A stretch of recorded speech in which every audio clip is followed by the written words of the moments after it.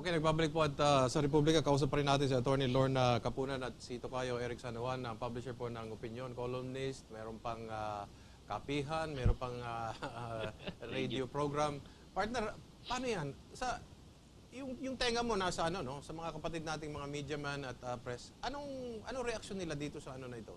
Siyempre, everybody's worried about this, no? Kaya nga, just like me na... Kasi baka masampulan, ano? What I'm doing, no? For so many years, I just connect the dots. Hindi ako yung sabi mo, full authorship of everything. Just to play safe. Kasi mahirap eh. Alam ko yung tatargeting ka, whether you like it or not, you'll be a target. Lalo ikaw, publisher ka. Oo, lalo na ngayon. Kasi lahat ng sasabihin ng columnist mo, yari ako. kasi kasama mo, pati yung mga stories. Ako. Di ba? Correct. Accessory. O di, pag... Kaya bago namin sarado yung dyaryo, make it sure na ni-review ko rin yung iba eh. Lalo na alam ko medyo matatapang. Hindi dapat palakasin mo rin yung yung legal department mo dyan. Meron naman. Marami tayong kaibigang kakampi rito. Ang problema lang, dito sa bagong batas na ito, mag-isa ka lang sa computer mo eh. Wala ka namang abogado sa likod mo.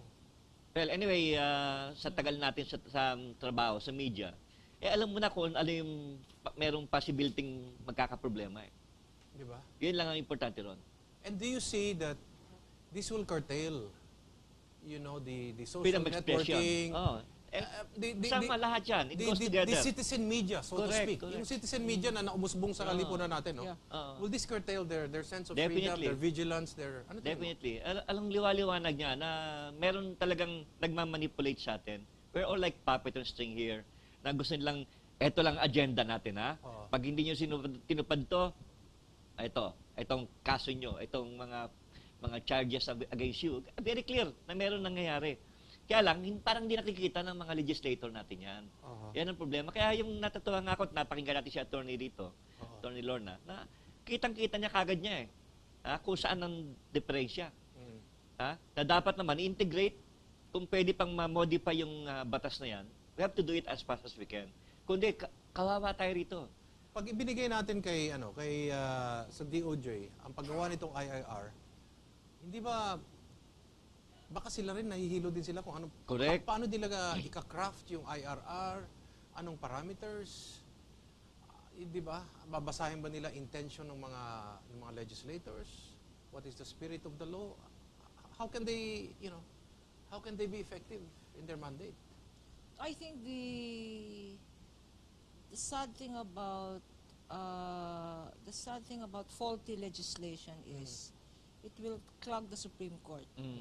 So in a situation like this, unless there is an amendment to this legislation, there will now be judicial legislation through interpretation. There will also be executive remedies through the rule-making authority. So that is why I think maybe it's apropos to state now, since malapit na yung filing of certificate of candidacy, that when we do elect our congressman, let us elect people who will know what they're there for, that who will not give in to favor or consideration. Di ba? That who know what the laws are all about. Kasi, again, that who will do more legislation than investigation. I'm sure had the time of the Senate and the House been spent on studying existing legislation, they would have known that all it needed was a simple amendment. Correct. So that it is less prone to judicial attack or judicial question, because we have had our revised penal code and our libel laws for the longest time. It's enduring. They have stood the test of constitutionality. And you have precedent, you have jurisprudence to back it up. In this case, if we could have just enlarged, mga nga pa tayo nito ngayon. We are a very good example of reinventing the wheel. Tayo, we are reinventing the wheel by changing the car. Di ba? Parang it is like, again, to use another metaphor, it is like the dog, the tail wagging the dog. We now have a statute that really is an amendment of various laws that now is nayayanig yung is the tail nga wagging the dog. Parang omnibus ito, no? Parang gusto So, nilang ipagsama-sama omnibus. lahat. Oo. Omnibus. It's biting too much, no? It's Tama. biting too much and therefore may in fact be more susceptible to question later on. For Correct. instance, I don't think our friend here, Eric, and opinion, his paper, will take this because really, as you said, it is a prior restraint. Who now will, because the penalties are higher. No? In fact, instead of removing criminal liability, you have increased it higher. Not only that, you've even defined, hindi lang yung sumulat. Kung pumayag ka, you become an accessory, di ba? Tama. Even yun, may penalty yun. So, it is Damay-damay really na yan it is really a deterrent.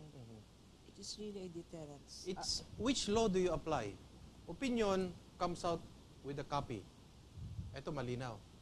What happens to newspapers that have an electronic version? Which law do you apply? RPC or this one? When it comes to libel, because it is now on the internet, because there is a web page for, let's say, the other newspapers and other major dailies. Oo nga, meron. Then therefore, this is the pertinent law that should be applied. Ganun ba yun? No, I'm just asking questions. Hindi talaga klaro eh. You're the Really legal hard to expert answer here. Paano yan? Di ba? Correct. And yet, it is also printed in the other, in the hard copy. Hard copy. So ngayon, let's assume that libel was committed both on hard copy and Dalawang in the libel internet. case So which case will the courts will be hear? implemented. There is a specific provision here that says if a specific crime is penalized by the defined and penalized by the revised penal code, Okay. but it is committed through any of these means, Okay. through IT, Okay. through the web, through So this is the cybercrime. law that should apply. This is the applicable law. This is a more superior law, therefore, Oh, Yes. of course. over the enduring revised penal. So, and not only that, Oh.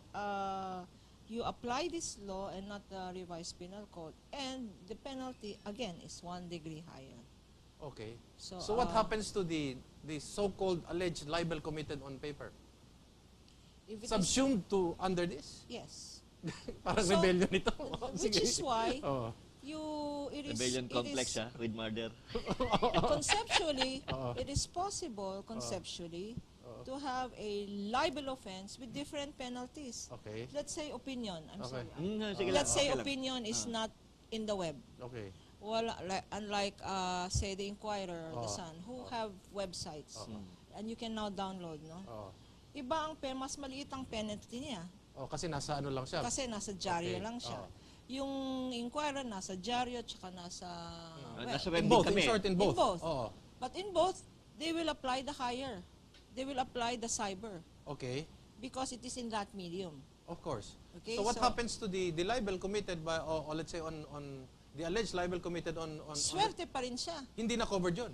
No, covered siya, but he's covered by the revised penal Oh, pero code. how about the newspapers? Lower ang penalty niya. Oh, how about the newspapers that have both?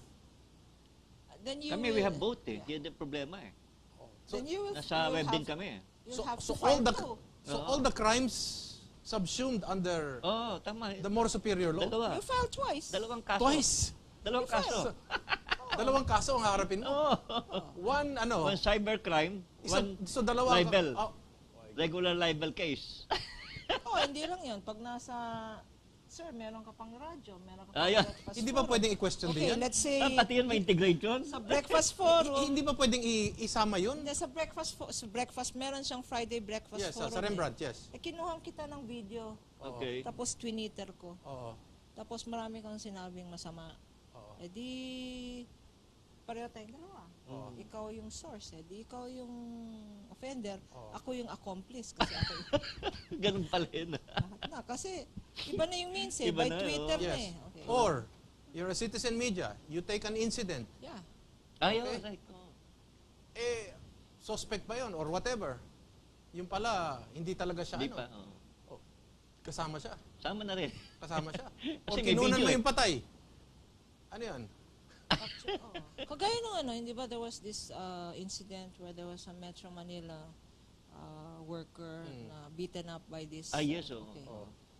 Because good citizen, kinuha na ng picture. Okay.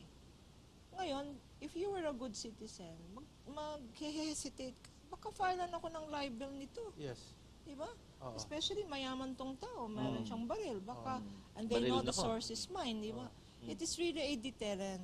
It might be, it could be, I'm not saying it is. Okay. It could be a deterrent to responsible citizens partaking in helping in the information drive against corruption, against... Okay, just to be clear, what is being penalized here is if you show it into the infosphere. Yes. Okay. It's not the taking.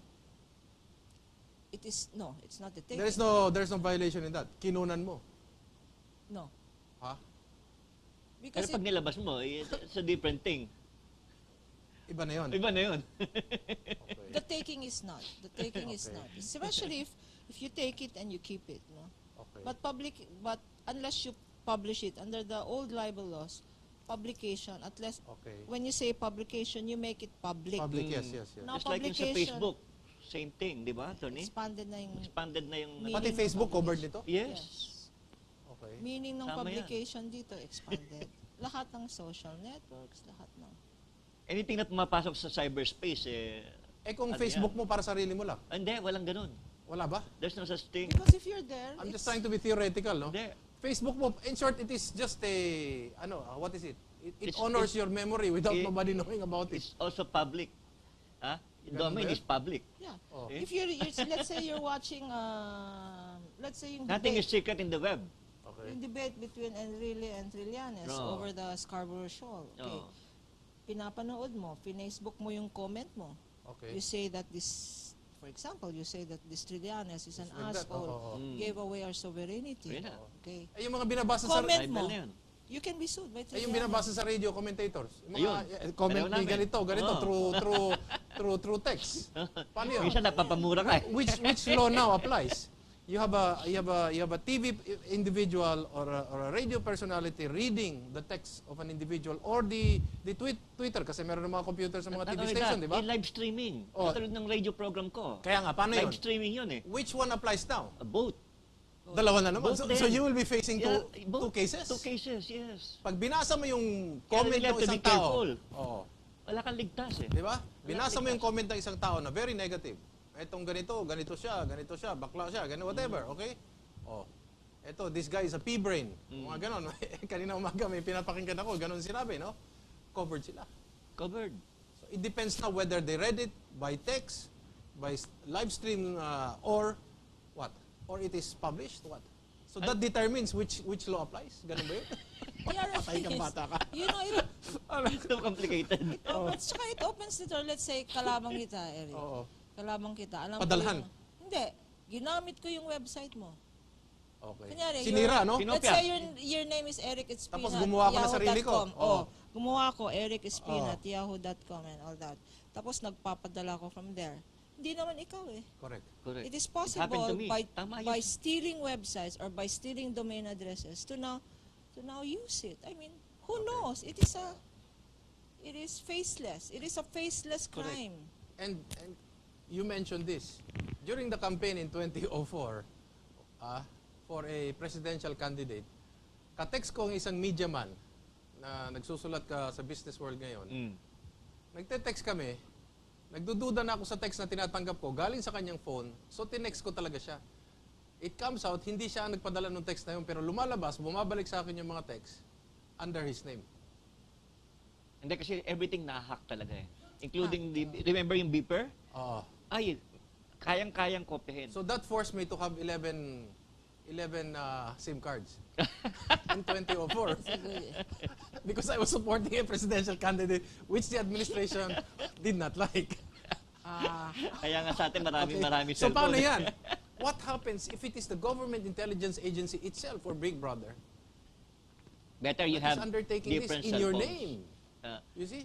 Yun, that's the safest. So Iba you yung... can be charged for rebellion, You can be charged for sedition. anything. Correct, Oh, paano yan? You can document. Since there is precedent to that, or Or libel i-file sa'yo. Pangalan, or somebody gets your your Twitter account or gets your Oh, cell nahak phone. kasi. Paano Pag yan? nahak yan, patay ka eh. Ito yan. Ang laking, It happened. napakalaking gulo dyan. Maraming cases na yan. Ito kayo. Maraming na cases.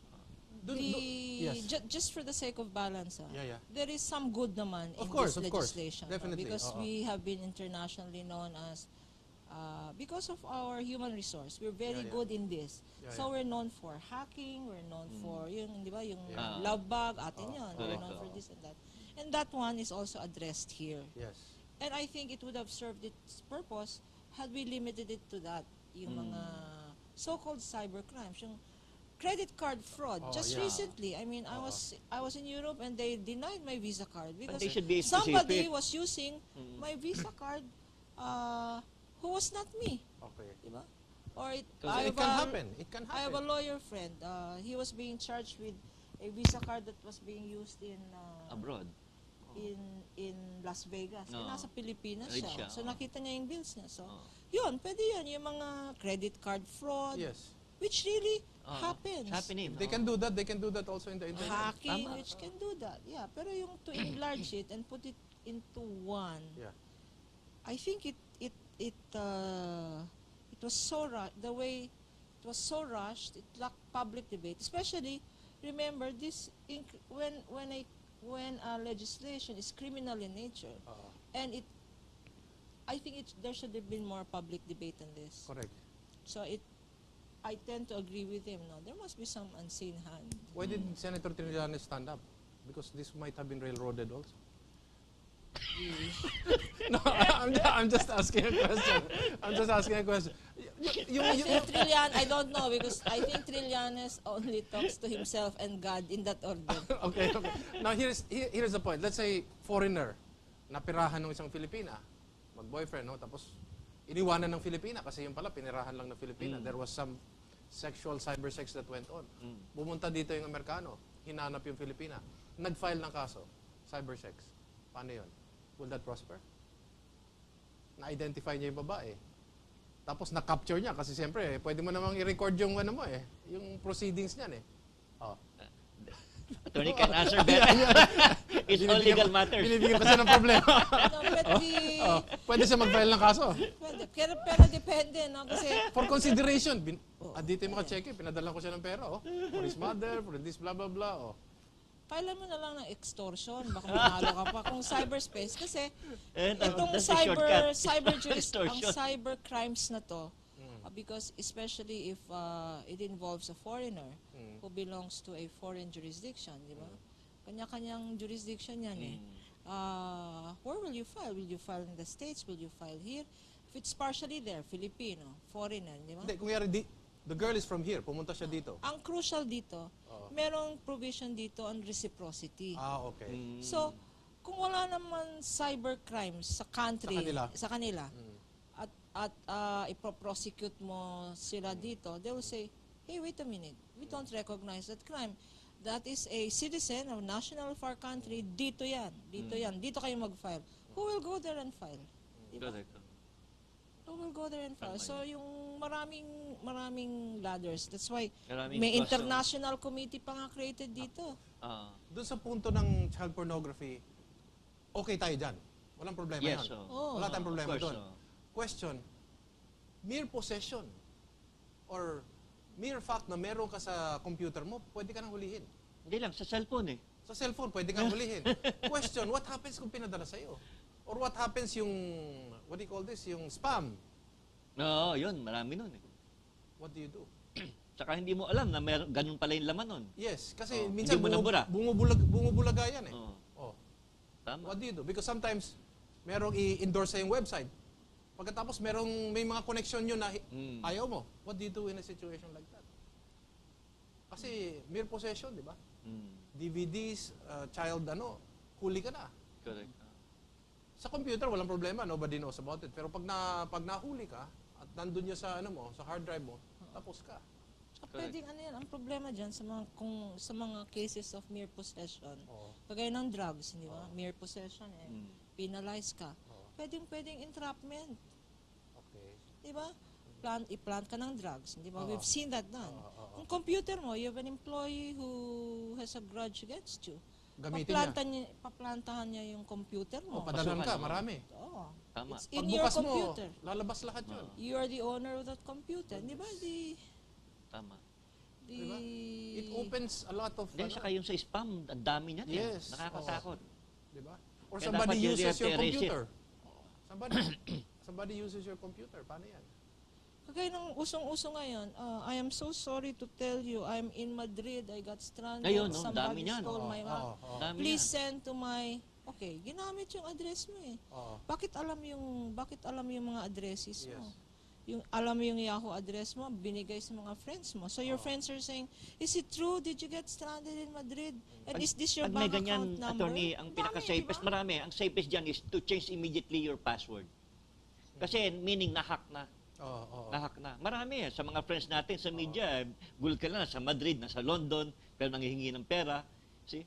So, yun ang pinaka-immediate, change the password. I will take the opportunity dito si, we see the prostitute in the Philippines as the victim, di ba? Yes. How should we relate when it comes to yung mga Filipinas na gusto makipag-boyfriend ng foreigner for a consideration? I mean, I'm trying to understand the gender sensitivity here issue, no? Paano dapat unawain yun? Biktima rin sila. I would say yes. I would say yes. And then yung family, or bayani. How is it? Victim sila or bayani? Kasi it can go both ways eh. Or nagpapakabayani, di ba? Para sa pamilya nila. I mean, kasi kahit ayaw nila. Forced to good. Oo, di ba? Para sa nanay, para sa tatay. How do we look at it? Bagong bayani, biktima, what? Force majeure, kapit sa patalim. Very clear yung force majeure yun. Nobody wants to be a prostitute. Nobody wants to have sex for consideration. Nobody wants to sully their reputation. That's why I question this. Yung mga automatic appropriation na yan, di ba? Spending so much money for implementation of a law like this. I mean, this is public funds, probably better spent. On other things. Better spent on other things. Like providing jobs so that our OFWs don't have to be an OFW. So they don't have to sell sex on the web. Or, hindi ba? Or the mother doesn't have to force his daughter to have sex with These are public funds that should have been, that should be better spent. Well, wala na po tayong panahon. Nais natin pasalamatan ng ating guest, Attorney Lorna Kapunan, Tokayo Erick San Juan. This won't be the last time. We're going to look for, I'm sure there will be developments that will follow. At least this guy is in jail by the next show. And he will have a lawyer. Promise to be a lawyer. Diba? On the air. So, every Tuesday po tayo, 8:10 in the evenings, and then 11, and then the next day, we're also on at about 8 in the morning. Ito po si Erik Espina, palagi pong nagsasabi sa inyo, magmasid, makialam, higit sa lahat po ay manindigan dahil wala pong magmamahal sa Pilipino kung hindi ang Pilipino. Daghang salamat, maayong gabi kaninyong tanan.